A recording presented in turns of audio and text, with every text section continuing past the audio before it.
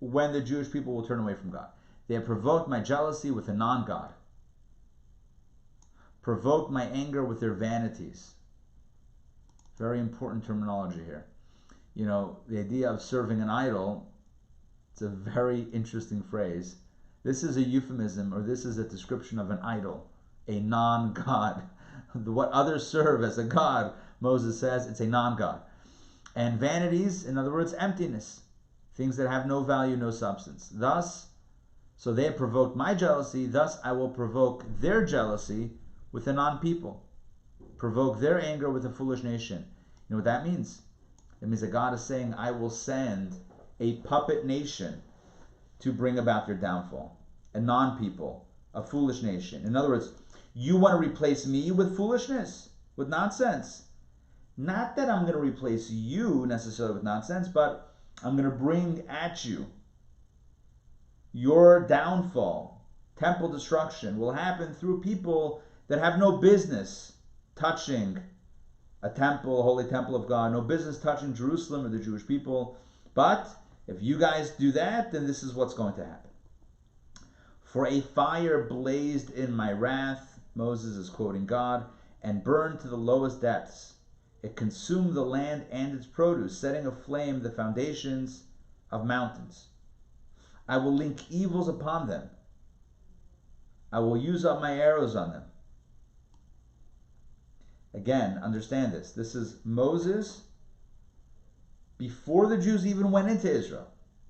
In his final song, poem, whatever, to the Jewish people, telling them about what's going to happen in the future. When the Jewish people turn away from God, how God will respond. They will sprout hair from famine, attacked by demons, excised by Meriri. I will incite the teeth of livestock upon them and the venom of creatures that slither in the dust. All of that sounds a bit scary. Are you with me on this? Yes? You guys finding this a little scary?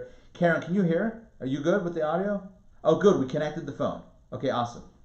From outside, the sword will bereave, and terror from within. Young men and maidens suckling babes with venerable elders. In other words, everyone will be vulnerable. God forbid. I said that I would make an end of them, eradicate their remembrance from mankind. Were it not that the enemy's wrath was heaped up, lest their adversaries distort, lest they claim our hand was triumphant, the Lord did none of this.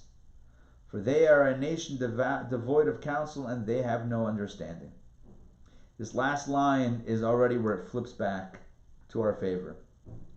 God is saying, I'm sending non-nations against the Jewish people.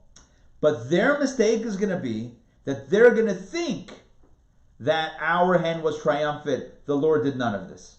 In other words, the Babylonians, the Romans, the nations that destroyed the temple in Jerusalem and exiled the Jewish people are going to think that the reason why they were successful is because of their own brilliance, their own strength, their own might. And they're not going to realize that it's all Hashem's doing. Hashem decided that the Jewish people need to be sent out, and so brought about through this nation or that nation. But when those nations take themselves too seriously, well, then it's going to come back on them, and that's how the narrative begins to flip. And it's going to continue to flip, and the tide will turn in our favor and our benefit into the next reading or two. As we continue this week. But a few things that I want to point out. This is today's reading. Again, it's a little bit dark, very dark. It's Moses foretelling what will happen to the Jewish people, what will happen to Jewish history, what will happen to Israel. Destruction, exile, diaspora, all of that was foretold. In other words, none of Jewish history has been a surprise. I mean, literally, none of it has been a surprise. Given what we've read about in the Torah over the last several weeks, none of Jewish history is a surprise. The surprise is that we don't learn the lesson, right? The surprise is that we don't learn the lesson, that we need to stay plugged in and we need to do our end of the deal, and God will do His end. But look, life is challenging, and we do our best, and we got to pick up the pieces and carry on as best we can. But nonetheless, this is the message of today's reading. Let's look at some Rashi. Okay? God says, Moses is quoting God in the future, to say, I will hide my face from them, I will see what their end will be. So this is very important. The idea, the Talmud says that the existence of the Jewish people is entirely riding on the fact that God protects us. We are like the lamb or the sheep amongst 70 wolves. Left to their own devices, the wolves will devour the sheep, the one little shepsele. The only way we survive is because of the shepherd, with a capital S, that is watching over the sheep, that single sheep. And so when God says, I will hide my face from them, then the next part of the verse is, I will see what their end will be. In other words, it's not going to be good, because without the shepherd, if the shepherd says, see you later, I'm going on vacation for a week, the shepherd, when he comes back, will probably find the sheep in not great condition. That's the way it is. So I will see what their end will be. Rashi says, I will see what will befall them in the end. Generation of changes. So I mentioned before that it means they change. The Jewish people will ultimately will change and have changed from being on board to maybe not being so on board. So they change, Rashi says, my goodwill into anger by not keeping their end of the deal. Not recognizable. My rearing them is not recognizable in them, for I taught them a good way, but they deviated from it. Reared. Emun. Let's see the Hebrew. Emun. Rashi quotes French. Here we go. All our French speakers. How do you pronounce that word? Nourriture. I don't know how to pronounce it. Nourriture. Nourriture. What does that mean? Food. Huh? Food. Food? Uh-oh. Yeah, food. No, it's got to have a different meaning because Rashi is using it differently. Maybe in old French, like 900 years ago French, it meant something else. He says it's also sustain. I mean, you can, take the feeding to a more allegoric, like to sustain. Oh, like nourish. Like nourish. Yeah. To feed. Okay, that makes sense. Nourish. Yeah. Okay, good. That makes sense. So, So Emun is an expression related to, and he reared Hadassah, nourished, whatever in French. So like when you raise and you rear and you feed and you nurture, you nourish. That's okay. Makes sense. Again, Rashi uses. If you want to see how Rashi writes it in Hebrew, that's it. He writes it with like an apostrophe, or sorry, a quotation mark, to like show that it's not Hebrew. It's not a Hebrew word. He's kind of writing it, transliterating it in a different language. He's writing French with Hebrew letters, and balaz means in French or in the foreign language. Okay, foreign to Torah, obviously. It is an expression. Another explanation is it's an expression of faithfulness. Yeah, that God is calling us children who have no faithfulness, etc. Because at Sinai they said, we will do and we will hear, and a short while later they broke the promise and made a golden calf. How short-lived the faithfulness. Okay, next verse. Provoked my jealousy, they kindled my anger, says God. With a non-God, with something that's not a God. Makes sense. All right, let's see what else we have here. I'm just going through this, see if there's anything interesting that we can point out from Rashi. But I want to share with you... here we go, Rashi. Rashi on verse 23. This is a very powerful verse. God says, I will link evils upon them. I will use up my arrows on them. Now, all that sounds very bad, right? That sounds very negative. But look at Rashi in the second half of the verse. I will use up my arrows on them. Rashi says, I will finish up all my arrows on them, i.e., until there are no arrows left, as it were. This curse, according to the usual way retribution is expressed, is really an implied blessing. And that's what I wanted to point out. That's the big idea. This is actually a blessing. Why?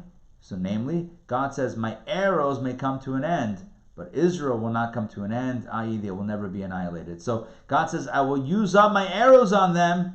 The arrows will be used up, but they're not going to be used up. The Jewish people will still survive. God is basically saying, I'm going to throw everything at them, which is not good, But the blessing is that after all the arrows, so to speak, all the euphemistic arrows are expended, are used, the Jewish people are still around, will still be around. Okay. Is Toulouse also in France? Toulouse? This one? Rabbi Moses Hadarshan of Toulouse? A city. Yes, it's a city. It's a city, yeah. Okay. Yeah, look what he says here. Sprout hair from famine. So he says, Onkelos, which is one of the translations, Aramaic translations of Torah, original translations, renders this as they will become swollen from famine. But he says, I have no evidence from Scripture for this translation. So he quotes a different translation. In the name of Rabbi Moshe Adarshan of Toulouse, however, I heard that the expression Mizei Ra'av is equivalent to Se'iri Ra'av, hairy from famine, for an emaciated person who grows hair on his skin. I don't know. Biologically, I guess that's a thing, or that was a thing, and that's interesting. Again, he quotes a French scholar. Mizei is Aramaic for hair. Okay. Attacked by demons. Demons fought against them, as Scripture states in Job. And flying creatures fly upwards. These are demons. All right. There you go. Excise by Meriri. There's an excision caused by a demon named Meriri. It's good to know. Keta means excision.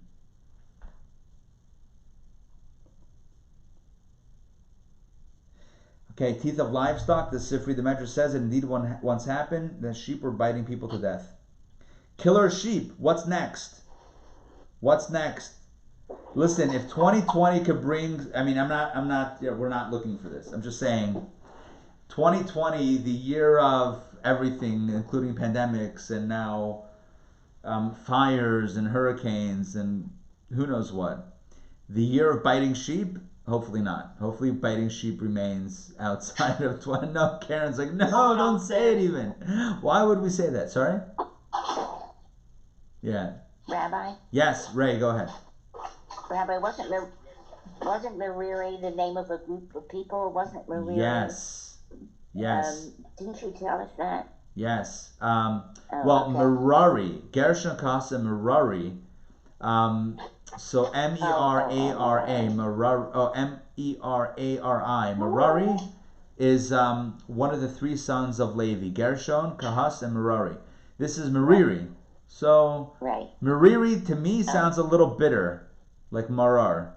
So, take that for what it's worth.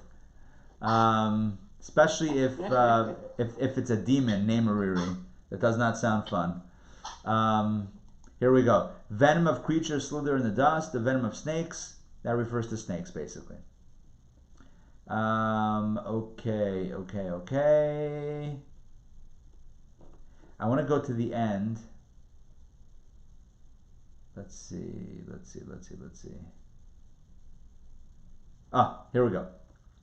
And then it flips. Remember, the second to last verse flips everything back and says, were it not that the enemy's wrath was heaped up, lest their adversaries distort, lest they claim our hand was triumphant, the Lord did none of this. So Rashi explains, were it not that the enemy's wrath was heaped up against them to destroy them, and if the enemy would succeed in overtaking them and destroying them, he would attribute the greatness to himself and to his deity, but he would not attribute the greatness to me, says God. In other words, when the nations were successful in exiling the Jewish people, God forbid, well, that happened, but not a good thing, they then took credit for themselves and their own gods, their own false gods and their own idols, and did not attribute the greatness to God.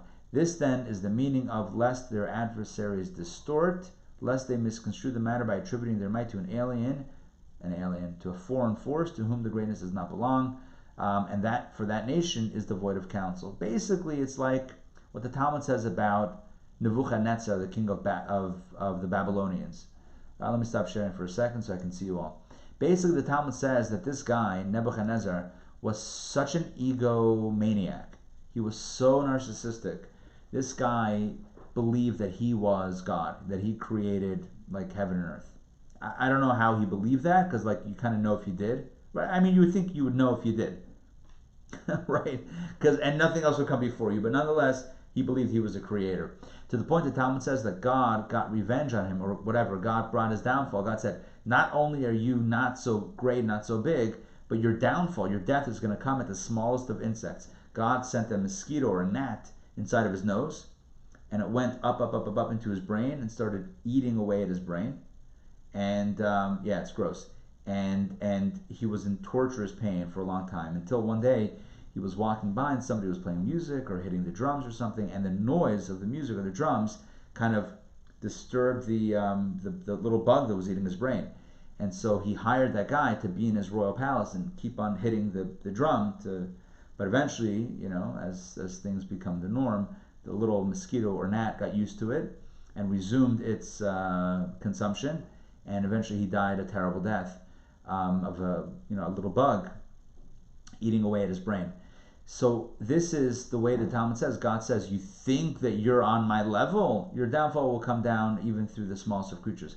But the reason why I'm citing this is to show that the nations and the leaders of those nations, the generals, the emperors, whatever, the leaders ultimately believed that they were the ones that brought about the downfall of the Jewish people. They were the ones, due to their strength, their might, their power, their wealth, their whatever, they felt that they were the ones that brought about the downfall of this once great nation, the Jewish people, and still great, by the way, but great with the temple and all that stuff.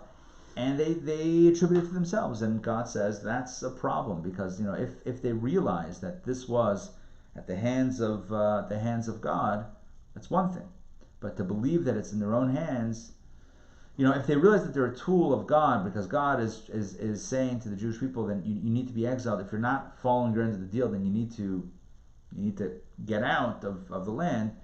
Okay, that's one thing. But if they're not realizing that, then they themselves are going to have downfall, because they're also serving idols. They're also attributing false power. So the same issue that got the Jewish people in hot water are going to get these nations in hot water, and ultimately the script is going to flip. He says in the next reading, I don't want to give too much away, but ultimately the Jewish people will rise, and these nations that torture the Jewish people will ultimately fall, and that's how it's going to end, at the end of days, so to speak, when Mashiach comes. Anyway, that's the kitzer, that's the bottom line. But it's really powerful, but also frightening to think of how prophetic these words are and have been, and how even having heard all of this, and reading the warnings and hearing all these signs, we still, throughout history, we still did what we did as a people, as a collective. And how even in our own lives, it's so challenging to stay connected and stay committed to the right thing. We have those moments of connection, those moments of clarity, those moments of, the epiphany, like, I get it makes so much sense. Of course I'm in 100%, and then 5 minutes later, we get distracted by the next shiny thing. It's hard, it's not easy, but the Torah reminds us how important it is to stay focused and stay connected and stay true to the mission. We have a very important mission, very monumental mission, which is to make the world a better place, to heal the world, to bring light into this space of darkness. So let's not abdicate the mission, let's embrace it. All right, that's it for today. Again, a bit of a somewhat negative conversation, but hopefully with a positive message of encouragement to stay the course and to recommit ourselves to the mission at hand, especially as we get ready for Rosh Hashanah, time for commitments. I think I mentioned yesterday, very appropriate to think of a mitzvah. So I want to give you a few ideas. Think of a mitzvah that you haven't done in the past. Maybe you felt like, it's too hard, or maybe it's just, a little outside of your comfort zone. This year, Rosh Hashanah, take on a new mitzvah. Or, alternatively, you can take on doing a mitzvah that you already do and doing it in an enhanced version. Kind of like going from standard definition to high definition. Remember when the TVs did that, when they phased out like SD and then went into HD, and now like you watch a football game, it's like, wow, dudes are really in the room. By the way, I'm on a rolly chair, which I just realized is a lot of fun for this right now, as the camera pans out. So look, it gets very intense in a good way or not a good way, however you want to look at it. So this year, either take on new mitzvah or mitzvah, either one that you didn't really understand, or, one second, Karen, let me think about that in a second, let me get back to this. So new mitzvah, maybe a little outside of our comfort zone, or you're just outside of our experience, jump in. Maybe you've thought about it before, but you're like, make this the year, make this the time for the commitment, and do the commitment before Rosh Hashanah. Make the commitment, and then Rosh Hashanah you stand before God and say, this is what I have in my pocket. This is what I'm entering the year with. That's number one. Number two, and don't wait till Rosh Hashanah to think about it. Start thinking about it now. Number two is either also or do a mitzvah that you're already doing, enhanced, HD. So whatever it is, let's say it's davening, let's say it's prayer. So instead of doing, let's say, 10 minutes of prayer, you're going to do 15 minutes of prayer. Or instead of putting in this much focus and energy into it, you put in more focus, same amount of time, but enhance it. It's called Hiddur Mitzvah, making the mitzvah a little bit more beautiful, a little bit more rich, a richer experience. Okay.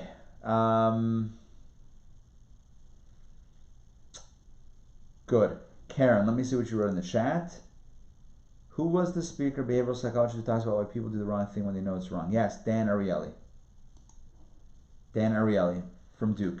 Yes, basically, we know it's wrong from today to tomorrow, and we're still like, okay, we're going to do it. He gave the example, one of the examples was the cell phone, texting while driving, right? So we know it's wrong, we know it's dangerous, can't help ourselves. So the cities decided, municipalities, states, whatever, decided to make it illegal and put fines. So what do people do? Instead of holding up the phone, and looking, so now we hold it under the steering wheel so that we don't get busted by the cops if there are cops.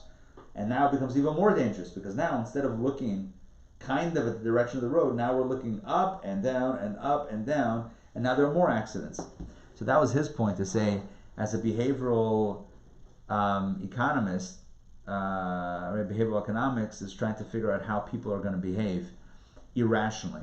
Because you think that you have it all plotted out. Like, okay, people are doing it, so let's ban it, and then it's going to go away. Well, that might make sense on paper, but that doesn't mean it makes sense in human behavior. Because in human behavior, you got the X factor, which is human beings doing human things. Anyway, so that's kind of like what we read today. We have all the information in the world. Moses says, do this, it's going to be good. Don't do it, it's not going to be so good. And it's hard. It's not easy. We can't help ourselves, but we can. Don't worry. Not all doom and gloom. There's a way. Mark, I hope you get to wherever you're going safely and soundly. You look like you're stopped. Huh? Can't hear you. Somewhere, someone's hearing you. The car is hearing you. Yeah. No, I had a COVID test, and I lost the connection before. Got it. Well, I hope you prepared for your test. I hope you studied hard for the COVID test, because you don't want to flunk that test. You want to pass with flying colors. Although actually, my son's boss wanted me to have another test because this whole infection stopped, and according to CDC, I can still test positive for 3 months. But his boss wanted me to have another test. Hopefully, it will come up negative. I'll tell you. I had came up positive too, but I don't have anything. But it's just. I'll tell you, here's my expert medical advice. You ready? Because I am also dabbling in the medical field on occasion. By the way, I want to do another medical ethics course. Who's up with me for that? Medical ethics? Oh, that'd be good. Yeah, I would love to do another one this year. Anyway, just some random musings. But getting back to what you just said. According to my medical experts, the ones connected with my son's yeshiva in Chicago, and these are they have like real top experts.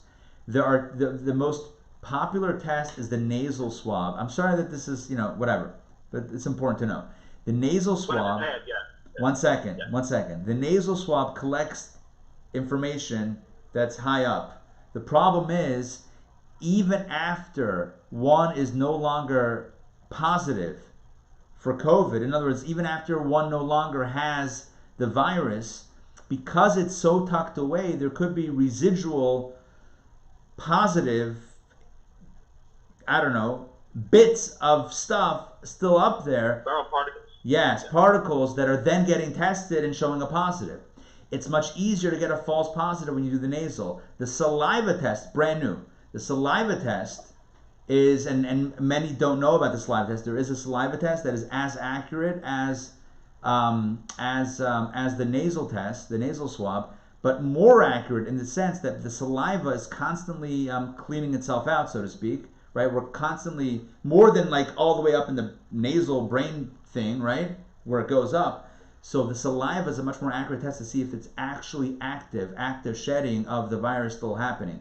Because the saliva, if it's gone, it's going to get out. So my advice, if you really want to know, is find a place that does a saliva test and do it there, and you'll likely find that you're negative, and you'll likely find that positive is just because it hasn't been cleaned out. Like I told you, I'm not a doctor, but this is my understanding of medical advice, and so I'm happy to share my my medical expertise, or not expertise, what I've heard and what I think I know about this with you and others perhaps as well. Anyway, be well, stay healthy, everybody. Remember, Rosh Hashanah is coming up in just a few days. So in 2.5 days, Friday night is the Jewish New Year. Hope everyone has a wonderful lead into the holiday. Don't forget, how we prepare for the holiday is how we enjoy it. So I don't only mean about the food and the shopping, although, make sure that that's also taken care of. But I also mean about the spiritual. The more spiritually we are prepared for it, the more we'll enjoy it as it happens. We are doing now, brand new announcement, or I think I mentioned it yesterday, but this is relatively new. We are now doing the first learner service on each day, Rosh Hashanah, both days, and Yom Kippur as well, 10 o'clock, outside, under a cover canopy. According to the weather, it's going to be a cool 68 or 70 degrees. It's going to be very nice. Should be nice weather. The rain should have cleared out by then already, and we're planning on doing it outside. I mean, please God, weather will hold up, and we can do it. It'll be nice and safe and breezy, and hopefully with good health. Cool. So that is with a shofar blowing, a mini kind of an abridged version of the service. But anyway, who can stay around for a few hours anyway? I mean, that's like so 5, 7, 80. I'm kidding, by the way. This is a joke. Do not take me seriously. If you can muster the full service and don't mind doing it inside, or even maybe right outside the door and just like kind of, doing that old, like, looks like Hulk Hogan, but whatever, then knock yourself out. But do you have a shofar in your office? I don't. I realized that as I started. Now I feel bad. I could run upstairs and grab my laptop. Huh? You could. We have time. We learned yesterday we can do it. I know, you guys can do it now. Now you guys are the experts. Okay, here's what I'm going to do.